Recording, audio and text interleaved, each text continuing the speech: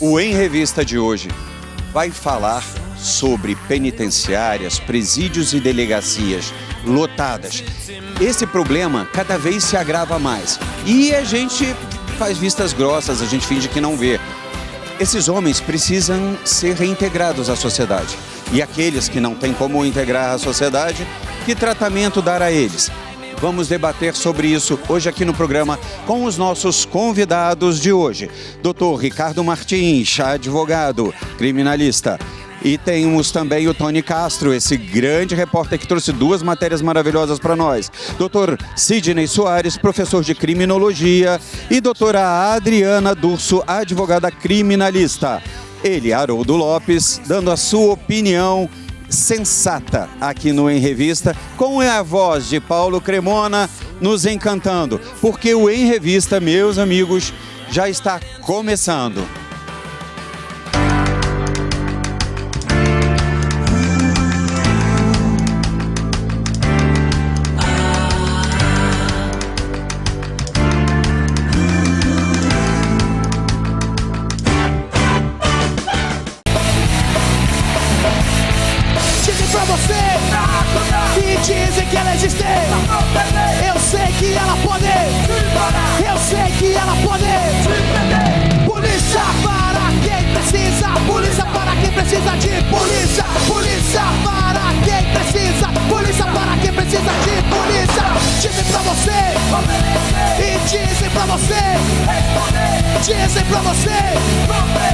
Dizem pra você, polícia para quem precisa, polícia para quem precisa de polícia, polícia para quem precisa, polícia para quem precisa de polícia.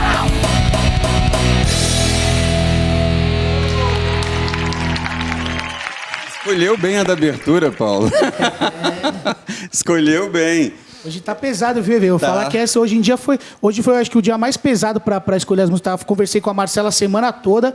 A gente terminou de escolher as músicas hoje. Pra você ter noção, foi bem difícil. Vocês agora estão me deixando de lado na escolha das músicas, né? Vocês estão fogo, Não, é que dessa semana foi muito difícil de verdade. A gente sempre te manda, você sabe disso. Mas hoje foi muito difícil de verdade. Eu sei que vocês tiveram a complacência, o sentimento, porque eu estava lá em Campos do Jordão, tá vendo? né? Você estava bem, eu acompanhei uma atividade stories. plena, né? Vocês falaram, não, para que a gente vai encher a cabeça do EV com as músicas, né? Mas legal, já começou bem, é verdade, Tony.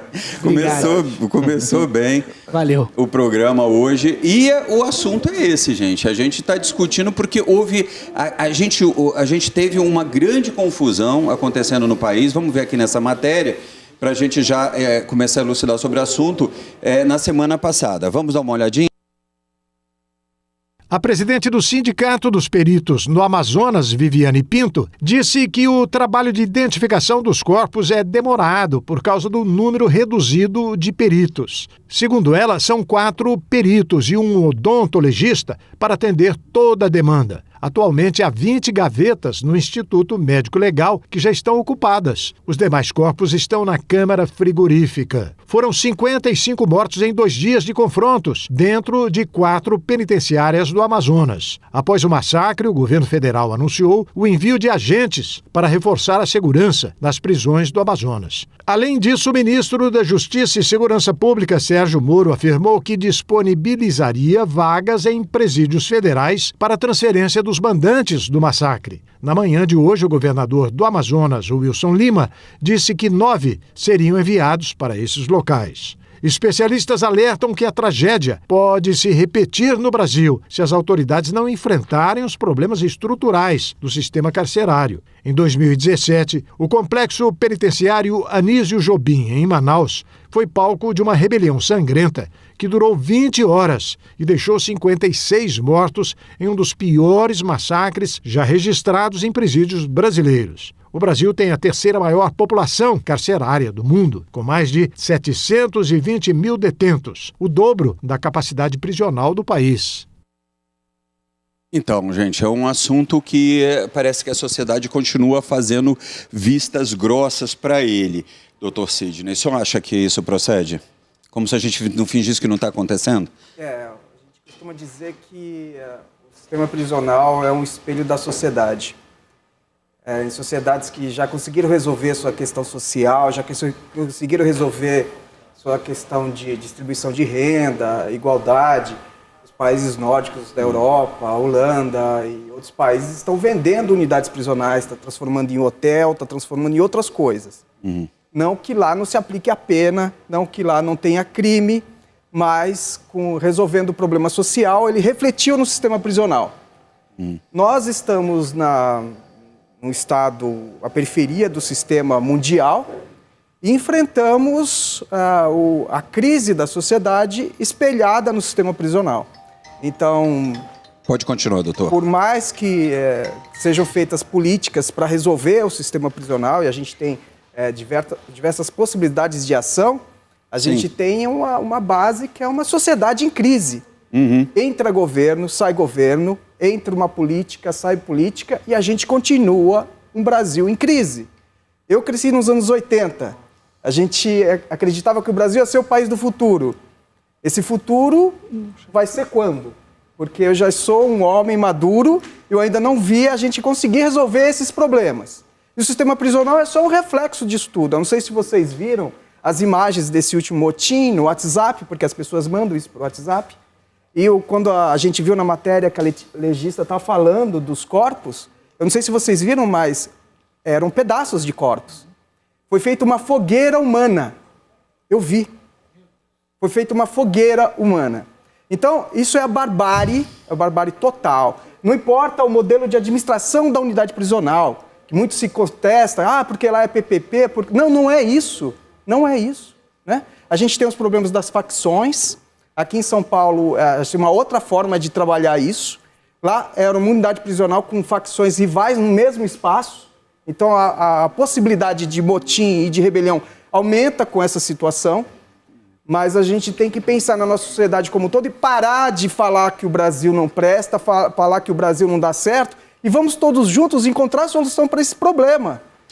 As soluções são apresentadas de várias formas, mas nunca sequer se anda para tentar resolvê-las ou tentar discutir sobre elas, não é isso? Uma coisa que o senso comum, o cidadão comum às vezes fala, que eu quero que coloque o preso na cadeia, eu quero esquecer dele. A gente teve isso, sim, no século XIX, a gente teve outros sistemas de aprisionamento e que ficou claro de que isso brutalizava o indivíduo, muito pior do que o sistema que a gente vive hoje. A possibilidade do preso ter a sua liberdade progressiva no final da pena, isso é uma evolução histórica. Isso é uma evolução histórica. Então, não adianta a gente pensar, não, eu quero que ele vá lá para dentro e que ele não saia nunca mais, ou que ele fique lá sem falar com ninguém, não tenha nenhum contato com a sociedade. Com isso, a gente vai estar criando monstros que vão criar novas rebeliões, que isso tudo vai ser otimizado o caminho do mal. Eu acho que não é isso que a gente quer. A gente tem que lembrar que o preso, o criminoso que cometeu um crime hoje, um dia ele vai voltar para a sociedade. E o dinheiro que a gente gasta hoje, o sistema prisional é caro. O dinheiro que todos nós aqui pagamos de impostos, que a gente gasta bastante pagando isso tudo, ele está sendo muito mal gasto. Porque hoje, infelizmente, o sistema prisional está trabalhando como a faculdade do crime. Doutora Adriana, a gente conversava semana passada a respeito de uma experiência que você teve de conhecer um presídio que você falou, eu fui andando e caminhando para conhecer e, de repente, as pessoas estavam me cumprimentando, depois eu fui saber que eram presidiários, não é isso? Que foi aonde? Foi na Espanha, o presídio chama Topas, e realmente é um outro mundo, assim. Começa que, como nós estávamos comentando, você vai entrando no presídio e a gente cruzava com pessoas, indivíduos que estavam com crachá. E nós não sabíamos se eram detentos ou se eram funcionários. E, num determinado momento, nós perguntamos, então, ao nosso guia, né, pessoa que estava como nosso guia, e falou, o que está acontecendo? Cadê os presos aqui, né, desse presídio? Aí ele falou, são essas pessoas que vocês estão cumprimentando. A gente falou, mas eles não usam uniforme? Aí o guia falou, não, imagina, uniforme. Uniforme atenta contra a dignidade da pessoa humana, contra a individualidade do indivíduo. Então, ele quer pôr uma camiseta preta com uma calça vermelha, naquele dia ele tem toda a liberdade de pôr a camiseta preta e a calça vermelha. Não é porque ele está preso que isso tem que ser retirado dele. E a estrutura do presídio também era, assim, encantadora, né, na verdade, para nós que somos da área criminal. nós ficamos encantados com a estrutura que o presídio apresentava. Eles trabalham lá dentro, eles fazem atividades de educação? Sim, eles tinham aí academia de ginástica, não só a principal na sede, mas em cada unidade dentro do presídio. Você tinha também biblioteca completíssima, sala de informática, uma igreja, uma quadra poliesportiva que era utilizada para os campeonatos dos times dos municípios da região. Eles iam jogar dentro do presídio, de tão boa que era a quadra poliesportiva. Piscina olímpica, aquecida, porque lá há essa necessidade, locais para elaboração de artesanato. Era uma coisa incrível. Só que, por outro lado, fica difícil da gente exigir esse tipo de estrutura nos nossos presídios brasileiros, que é um sonho, sim, tendo em vista as estruturas das nossas escolas. É um discurso complicado você falar que você quer uma piscina olímpica dentro de um presídio, sendo que nossas escolas estão sucateadas também. Então, essa foi a minha experiência internacional em relação ao sistema prisional. Você acha que no Brasil um molde próximo, parecido, tem a possibilidade de existir? Eu espero que sim. Mas, por enquanto, eu acredito que nós estamos um pouco longe dessa realidade. Então, eu acho que aí é aquela discussão que a gente levanta de hoje, como o povo está, com que condições está e que se revolta diante, às vezes, de uma situação como essa, né, que é o que você falou, né? Olha as nossas escolas e olha as nossas moradias também, né? Os hospitais. Exatamente, a saúde do país, não é, doutor Ricardo, você não acha? Exatamente, Vê. É como o Sidney falou, o sistema prisional é um reflexo da sociedade. Então, se a sociedade está passando por todos esses problemas, isso acaba tudo refletindo lá no sistema penitenciário. E nós temos que separar muito bem, Vê, e não confundir a aplicação da pena com vingança. E é o que o Sidney falou, muitas vezes as pessoas querem se vingar do preso. Só que isso, na verdade, pode resolver no primeiro momento, mas aquele sujeito que entrou para o estabelecimento prisional, ele vai sair mais tarde. E aí, como é que nós vamos fazer? Como que esse sujeito vai sair do estabelecimento prisional? Muito pior? E o que eu costumo dizer, Vê, o sujeito, quando ele perde a dignidade, fica difícil recuperar depois. Porque um sujeito desse, quando ele sai, quando ele enfia o revólver na cabeça de alguém num farol para praticar um assalto, ou quando ele entra num confronto com a polícia, ele não tem mais o que perder, Vê. Já perdeu tudo. Perdeu a autoestima, perdeu a dignidade. Então, quer dizer, nós estamos criando uma escória social que preocupa muito. Quando ele sai, ainda hoje, eu vou fazer uma pergunta totalmente de leigo mesmo, né? E me responda quem achar que deve sobre isso. Ele sai, para ele se retomar a sua vida, né, na sociedade. Aparece que ele foi preso, por exemplo, se ele vai conseguir um emprego, isso aparece ainda? Aparece no atestado de antecedentes criminais. Então vai ser muito difícil, né? Esse é o nosso sistema. Essa é a situação, né? E a primeira coisa que uma empresa vai pedir é um atestado de antecedentes para poder, dali em diante, já começar a avaliar a pessoa. Dependendo do crime, ela não vai arrumar emprego nunca mais. O egresso do sistema prisional tem muita dificuldade de, sim, encontrar emprego depois e se reestruturar, reinserir no mercado de trabalho. Agora, tem uma coisa, o EV, boa noite a todos, de casa também, que me chama muita atenção. São mais de 60 mil homicídios ocorridos no Brasil. E eu pergunto, né, por que será que nós estamos numa situação de guerra? Isso é uma situação de guerra. 60 mil homicídios. E, escutando o que os colegas aqui estão falando, eu também já visitei, inclusive, com o repórter Tony Castro, alguns presídios. E uma das causas da violência é a desigualdade social. Outra, a injustiça. A falta de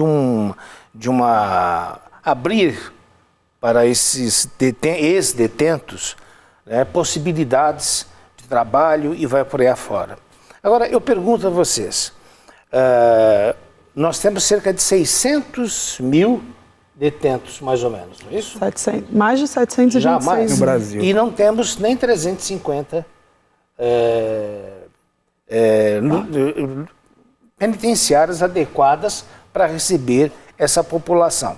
Fora as delegacias também, que estão lotadíssimas, né? Existem pessoas que não foram julgadas e já estão cumprindo pena. Existem pessoas que já cumpriram, detentos, eu estou falando, já cumpriram a sua pena e ainda não receberam o alvará de soltura. Cerca de 2 anos ali dentro, o que me parece uma violência tremenda. E o mais importante que vocês também já colocaram aqui, como por exemplo é feito na Escócia, o indivíduo que cometeu um crime que não foi um homicídio, e vocês sabem, tanto quanto eu, que a maior parte são de pessoas envolvidas com drogas do que homicidas. Poderíamos ter penas mais reduzidas e, ao invés de colocar um armazém e estocar pessoas lá dentro, que essa que é a verdade, são verdadeiros armazéns de pessoas, nós poderíamos fazer como outros países fazem e deu certo. Faz o indivíduo cumprir a pena exercendo uma profissão, trabalhando, dependendo do caso, numa agricultura, tendo aqui, eu me esqueci, mas eu sei que em Minas Gerais, perto de Contagem, tem uma penitenciária que é uma maravilha, tem até psicoterapia. E o que se observa que quando esse preso ele é respeitado no seu direito a cumprir a pena, ele tem que ser solto. Se ele não foi julgado, dependendo da protetiva, né, muitas vezes não há necessidade, ele vai sair daí revoltado, né? Às vezes ele entrou porque cometeu pequenos, ou médio, delitos com drogas, ou EV, mas o tempo que ele fica, ele sai PhD no crime. Ele sai PhD no crime. E mesmo às vezes inocentes que entram, né, ou por engano, acaba fazendo parte do sistema, não é isso, doutor? Porque como a gente falou aqui no começo, a sociedade não aceita, ele acha que tudo é regalia, né? Tem esse discurso, não, porque a gente está gastando, né, como faz uma comparação com outras instituições do Estado, falando, não, a gente não pode gastar com o preso, tudo é regalia. Então, hotelaria para o preso é um mito. O quê? Hotelaria para o preso? Mas é um ser humano. Ele precisa de papel higiênico, ele precisa de escova de dente, ele precisa de colchão, ele vai ter onde dormir, ele precisa disso. Se o Estado não vai dar isso, quem que vai dar isso para o preso? Agora, o artigo 5º da Constituição, eu não sou advogado, mas me parece que deixa bem claro que a lei é igual para todos, não é isso? Principalmente, eu acho que é outra coisa que irrita a todos nós aqui que estamos fora do sistema carcerário, mas há gente agora lá no sistema carcerário nos acompanhando. E é duro saber, né, que existe aí um monte de gente de colarinho branco metendo a mão no erário público, né, e simplesmente, olha, tem um recurso aqui, tem um recurso ali, olha, está com febre, vai cumprir prisão domiciliar. Então, eu acho que esse tipo de injustiça gera mais violência. Mais revolta. É como o doutor Ricardo falou, esse camarada, quando ele sai de lá, ele percebe que ele foi colocado ali como um lixo. Que recurso que é? Depósito humano. Mais de 50% da população carcerária, eu sou psicólogo clínico e afirmo isso, sofre de algum tipo de transtorno de humor. Ou depressão, ou ansiedade, ou síndrome do pânico, fobia, porque são seres humanos, cometeram erros, né? Agora, quando saírem, recebendo todo esse tipo de tratamento, eu pergunto a você, vê aos colegas daqui e a você de casa, ele vai poder sair falando de amor, de consideração, de cidadania? Não, ele vai sair, como falou o doutor Ricardo, prontinho para colocar um 38 na cabeça de um de nós. Você veja, diante de que todos falaram muito bem, percebe-se que tem uma indústria atrás disso tudo, que quer que esse sistema continue assim. Dentro do sistema penitenciário, as quentinhas, a alimentação, café da manhã, tudo aquilo é uma indústria. Muita gente quer que continue desse jeito, por quê? Será que não existe uma corrupção? Porque você acha que essas pessoas estão sendo beneficiadas, essas empresas? Com certeza existe uma corrupção em vários setores ali que acabam ali abastecendo esse presídio, essa indústria quer que continue do jeito que está. Por quê? Quando o Estado não toma conta do preso, quem que já vai ser filiado imediatamente ali dentro da cadeia para as facções criminosas? Aquele preso que entra, ele é obrigado a seguir as regras, que ali dentro é um outro universo, são regras que são impostas, e esse preso, ele quando sair para a rua, ele não vai encontrar um emprego, ele vai ser o quê? Soldado da facção criminosa. Ele vai obedecer às regras daquela facção criminosa dentro e fora dos presídios. E toda essa negociação para que não haja rebeliões nas ruas, ônibus queimados e toda aquela confusão que a gente vê quando o sistema quer, eles fazem, tudo isso é negociado com quem? Com os políticos. Ou seja, é uma indústria que ela gira e todas essas pessoas são beneficiadas, porque senão as coisas mudariam. E nós estamos vivendo um momento de divisor de águas. Existe um presidente que não tem muita compaixão com o preso, tem um discurso que às vezes ofende, né, a forma que ele diz. O atual governador de São Paulo também segue o mesmo discurso. No Rio de Janeiro também. Sim. Então, nós estamos vivendo um divisor de águas. Ou a coisa começa a mudar agora, com esse discurso mais, muitas vezes, agressivo, ou começa a mudar agora, ou a gente vai ver o quê? Mas eu acho, viu, vai Tony, continuar por que muito tempo até pior. A mudança não está em aumentar o número de presídios, está em aumentar, como falou bem a doutora Adriana, o número de escolas. Sim, mas a energia... E, acima de tudo, moralizarmos. Sim, mas nós estamos vivendo um momento que, se não tiver energia numa tomada de posição, as coisas não começam nem ideologicamente a mudar. Nós temos que moralizar, porque o que existe de gente que não está dentro e deveria estar dentro, né, e atuando aqui fora. Por que na época da Copa do Mundo, na época das Olimpíadas no Rio de Janeiro, o crime ficou ali num patamar de país de primeiro mundo? Ou seja, houve um acordo. Houve um acordo. E quem é a outra parte do acordo? Onde é que estão esses outros que fazem parte desse acordo? A resposta à pergunta do senhor nasce nos anos 80 com Ronald Reagan, presidente dos Estados Unidos, iniciando a política mundial contra as drogas. Exatamente. Essa é uma guerra que a gente perdeu. Tem que ser dito com todas as letras. É verdade. Tanto assim que vários estados dos Estados Unidos já criaram meios de vender a droga de maneira legal. Mas nós também perdemos para o crime. Não, nós perdemos. Mas nós perdemos a guerra contra as drogas porque a droga dá lucro. E tudo que dá lucro no capitalismo prospera. Não importa a moral. Se der lucro, vai vender. E vende muito. Não importa as consequências. Assim como o Tony acabou de falar também. É interessante para as pessoas que as quentinhas sejam vendidas nos presídios, que tenha rebelião nos presídios, porque eles vão queimar aquele colchão. Eles vão quebrar as coisas lá dentro. Então, essas coisas têm que ser repostas. Sim, e assim como não é interessante mas em São também Paulo investir... não tem mais rebelião. Sim, mas também não é interessante investir na educação das pessoas. Porque para muitos presos, para as pessoas de famílias dos presos que estão aqui fora, é mais interessante que o preso fique lá dentro. Porque, como você mesmo falou, é dinheiro. E esses presos, que mesmo que estão lá dentro, estão gerando dinheiro para as pessoas aqui fora.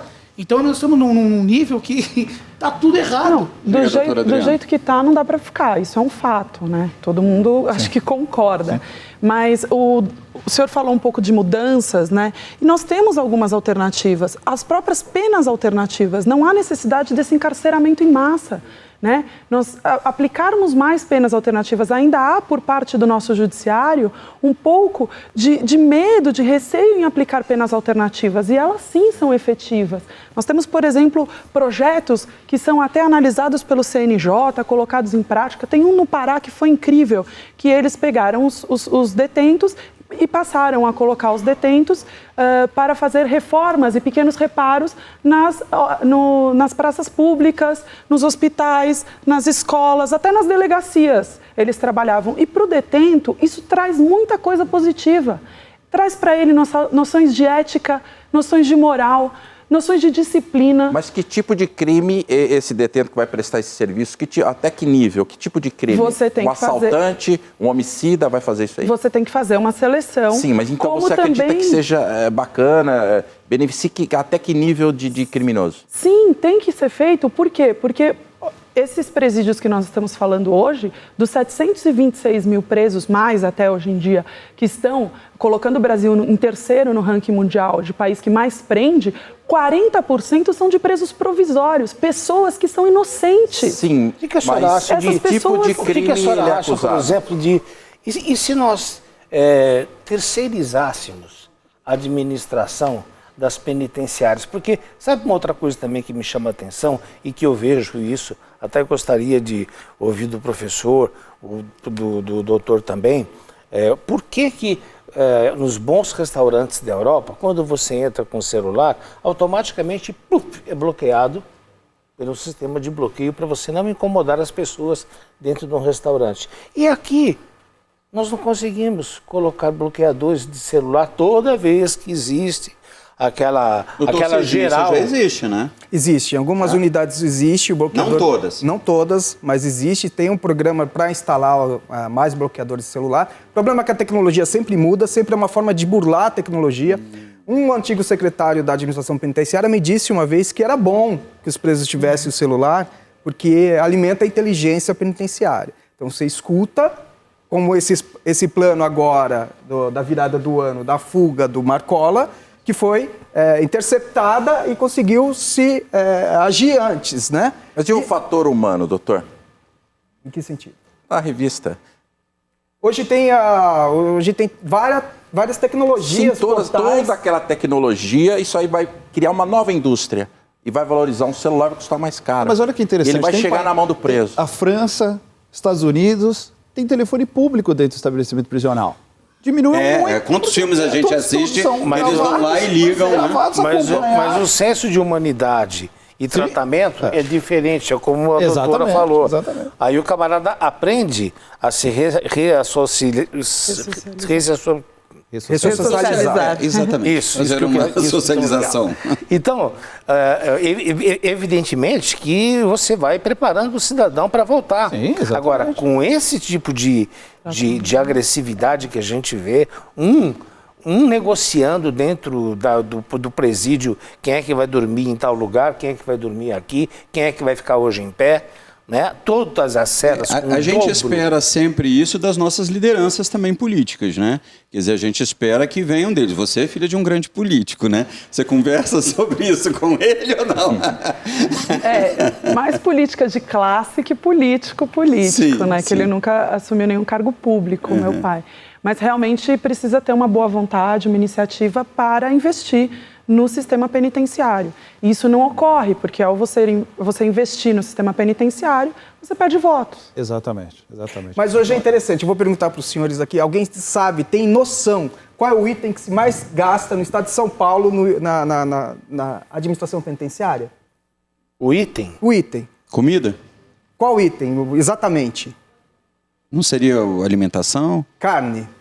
Número 1, não é portal eletrônico, não é tornozeleira, não é tecnologia nenhuma. É carne. E o preso vive reclamando que a comida está péssima. Quando eu falo com o pessoal, quando eu conheço algumas pessoas que estão no semiaberto, quando eu falo, dou essa informação, porque o item que se mais gasta... Se cortar essa carne, o que pode acontecer no sistema?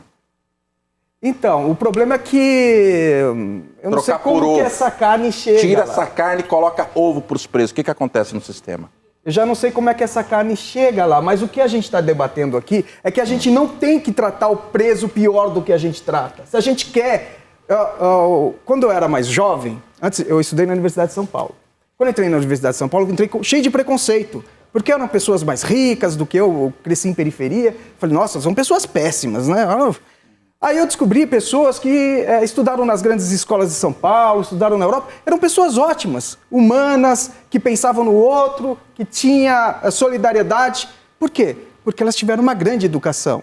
Elas foram muito bem tratadas. Entendi. Se a gente trata muito bem o ser humano, ele vai responder bem. Agora, se a gente chega... Alguém já viu aqui quando chega o caminhão de comida na África, naquelas campanhas de fome? Sim. O pessoal, o senhor, o primeiro que chegou e pegou o saco de arroz, ele vai dar para a senhora que está atrás dele? Não, ele vai pegar o saco de arroz e sair fora. E todo mundo vai pegar o seu. Então, o que a gente vive hoje aqui é esse samba do crioulo doido. Para que mudasse tudo isso, a gente também teria que mudar o nosso Código Penal.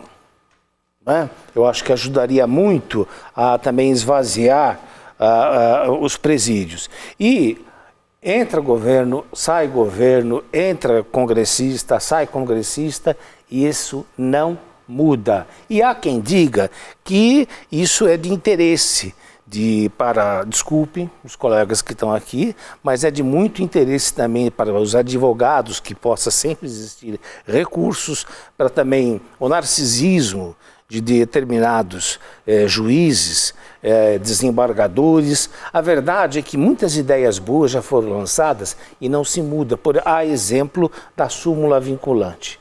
A súmula vinculante me parece que era uma coisa muito importante. Ou seja, um crime, camarada dirigiu bêbado, atropelou, não matou, então já houve um julgamento semelhante. Então não vamos esperar demorar tanto para julgar. Olha, o que foi dado para aquela pena? Olha, ele vai cumprir, ele vai limpar uma escola durante quanto tempo? Dá imediatamente para esse sujeito. Então essas coisas não mudam. O que acontece? Muitos acabam indo, digamos assim, precocemente, sem julgamento, para dentro de uma penitenciária, que não é justo, né? Pelo menos no colarinho branco, né? É a primeira coisa. E outra coisa, no dia seguinte já tem um advogado. Colarinho branco, no dia seguinte já tem um advogado para tentar entrar com habeas corpus. Isso quando o advogado dele não está no Supremo. Doutor Ricardo, mas o que eu percebo... Você acredita nisso, que partiria da mudança do Código Penal? Não, eu até entendo que precisa de alguns ajustes, sim. Mas eu entendo que não é um problema legal. O maior problema não é legal, nós precisamos de ação. Porque a nossa lei de execução penal, a lei 7.210/84, é uma lei extraordinária, é uma lei de primeiro mundo. O problema é que a lei não é aplicada. Esse é que é o problema. E não existe, como a doutora falou, existe um interesse político, porque isso, na verdade, até queima o político. Na verdade... Onde que está a culpa, a base do porquê não é aplicada? Vocês vão responder já isso, mas antes vamos ver o que o povo pensa, né, Tony? Vamos ver o que o povo pensa sobre isso. O que você acha que tem que fazer para melhorar o sistema prisional no Brasil? Pôr o preso para trabalhar, para comer, não a gente sustentar eles lá. É um martírio o sistema carcerário hoje no Brasil. A política mesmo da prisional teria que ser bem mais rigorosa. O sistema não quer que muda, entende? O sistema não quer que mude. A família do preso tem direito a receber uma indenização se o preso morrer na cadeia? E a família do bandido, do que o bandido matou? Ninguém nunca pensa nisso, né? Porque o Estado tinha que cuidar e eles morreram lá dentro. Você acha que tem que dar dinheiro para a família? Não, mas infelizmente dá. Aqui é o Brasil, né? Você acha que o sistema penitenciário recupera o preso? Quando ele sair de lá, ele vai sair pior. Por quê? O que tem lá dentro sai pior. Não tem estrutura nenhuma. O sistema atual não funciona. Você levaria um ex-presidiário para trabalhar ou para morar com você? Eu, no meu haver, não. Mas o preso não sofre lá dentro, fica tudo ali fechado, aquela coisa toda. Ué, e para que ele procurou ir para lá, pô? Tem que sofrer, né? Você acha que tem gente que ganha dinheiro com tudo isso? Com certeza. Mas e os direitos humanos? Direitos humanos só defende vagabundo, rapaz. Vê se eles vão atrás de família quando morre um pai de família. O preso é uma vítima da sociedade? Eu acho que sim. Bom, eu acho que os direitos humanos hoje, ele beneficia muito mais o bandido do que o cidadão.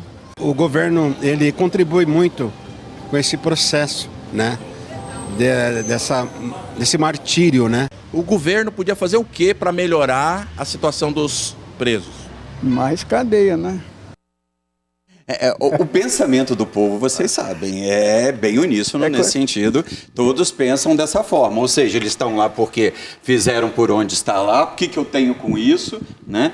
Até porque as pessoas, o povo não tem dinheiro, gente, para educação, não tem dinheiro para moradia, não tem. Então, eu consigo entender. Eu não acho que está certo.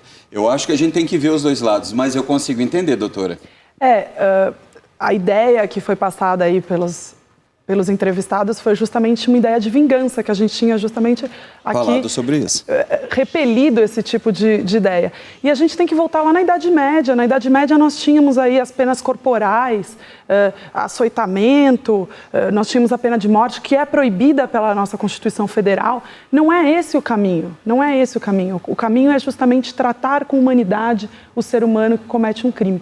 E nós temos, foi falado aqui, que eu acho importante a gente ressaltar, em relação à legislação que o senhor falou, uma expansão aí do direito penal. Hoje tudo é crime e tudo tem pena de prisão, né?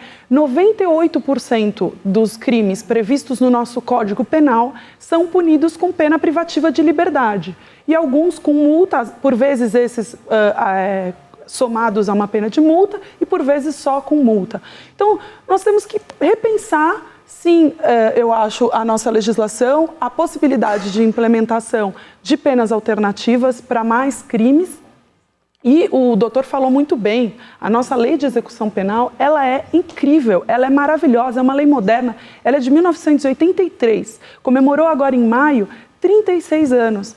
E na exposição de motivos desta lei, que é uma lei não tão antiga, mas antiga em relação às nossas legislações, ela é moderna no conteúdo e antiga na data. Você tem lá na exposição de motivos a preocupação do legislador com questões como vida sexual dos presos, a questão de separação das prisões de homens e mulheres, a separação do preso provisório e o preso condenado, questão de salubridade das prisões. Todas essas questões foram levantadas na lei, foi por conta disso que essa lei foi criada. E depois de 36 anos a gente verifica o nosso sistema prisional e os problemas são os mesmos, mesmo depois da lei. Então a questão não é a lei em si, mas o que a gente verifica, como bem falou o doutor, é a dificuldade da aplicação dessa legislação. De quem cobrar? Exatamente. Quem a gente cobra em primeiro lugar na sociedade? Cobra para mudar. Todos nós, né? Eu acho que todos nós, esse debate é uma forma de cobrança. O que a doutora está falando me lembrou muito esse conceito, a criação do conceito de justiça, né? Eu criei e dirigi o Museu Penitenciário do Carandiru durante alguns anos, e lá a gente costumava fazer uma pergunta para os visitantes. Quem é o preso mais famoso da história? Porque o diabo sempre são os outros, né? Então, quem é o preso? Eu pergunto para os senhores, quem é o preso mais relevante, aquele que... Mas o doutor Sidney, o senhor falou que todos nós devemos colaborar, certo? Certo. Todos nós somos responsáveis por essa mudança. Num dos debates aqui, eu coloquei, e gostaria de ouvir a sua opinião, porque eu acho que também as autoridades, principalmente Serviço Social, Secretaria da Educação, parlamentar, eu acho que deveriam dar exemplos, né? Ainda hoje, antes de vir para cá, eu vi numa emissora um rapaz falando, não esqueça, sedução, o abuso sexual infantil é crime, denuncie, hoje de manhã. Aí, num desses debates aqui no Em Revista, a gente estava comentando, engraçado, na BR-116, na BR-174, na BR-101, você vê crianças sentadas no acostamento, negociando o seu corpo para poder pegar uma pedra de crack. E ali, todo dia, passa a Polícia Rodoviária Federal, passam autoridades de municípios, passam assistentes sociais, passam pedagogos. E o senhor está falando que todos nós somos responsáveis. Como é que fica esse comportamento na nossa cara, como esses dias também estive, fui fazer uma matéria na Cracolândia, sabe? E, assim, na cara de todo mundo, sabe?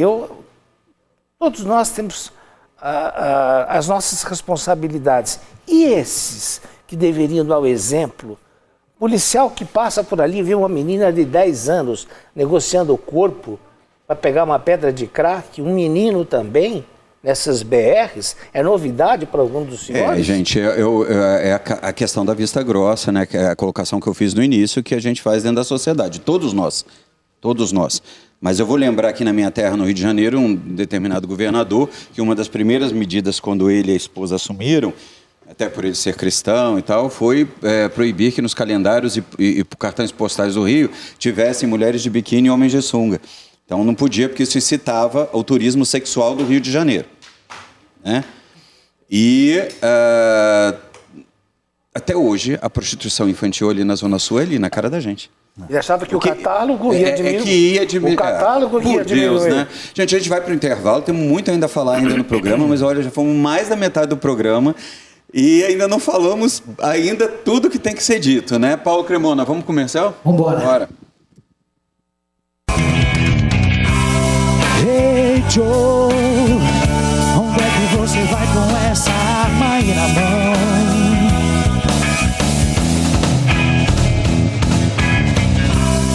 Hey Joe, esse não é o atalho pra sair dessa condição. Acorda com o tiro, toca com o tiro, trick, track, pum, para todo lado. meu irmão. Aqui estou por causa dele e eu vou te dizer.